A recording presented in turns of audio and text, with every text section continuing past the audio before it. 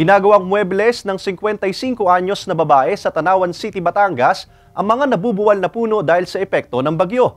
Kilalanin siya sa report ni Paul Hernandez.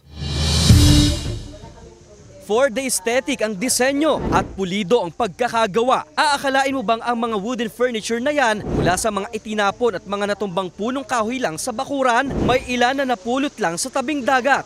May reindeer, mug holder, center table at king's chair. Ang nasa likod ng pagtatransform ng mga scrap wood sa isang obra ang 55 anyos sa inang si Eden na isang certified nature lover. Nag-start to nung magkaroon dito ng Typhoon na Glenda.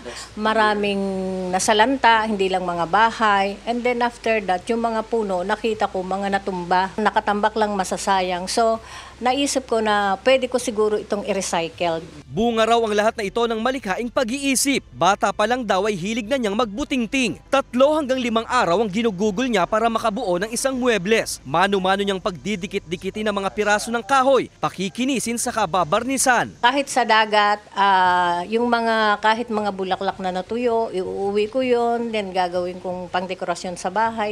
Pinakapaborito raw sa lahat na nagawa niya ang treehouse na ito na nagpapaalala sa kanyang pagkabata. Sa ngayon, mahigit 20 muebles na ang nabuo niya. Paglilinaw niya, hindi ito isang negosyo. Love for nature at hobby lang daw niya ang lahat ng ito. Etong iba narito, pag may pumunta dito, tinatanong nila kung gusto kong ibenta. Kaya lang, as a souvenir from sa amin, nakita ko na maganda eh. Yung iba bumibili pa. Nagre-repurpose din siya ng mga lumang gamit sa bahay. Siya na rin mismo ang gumawa ng mini altar sa garden nila. Para kay Eden, hindi raw kailangang gumastos ng mahal. Dahil madalas, nasa paligid lang natin ang mga gamit na mapapakinabangan pa.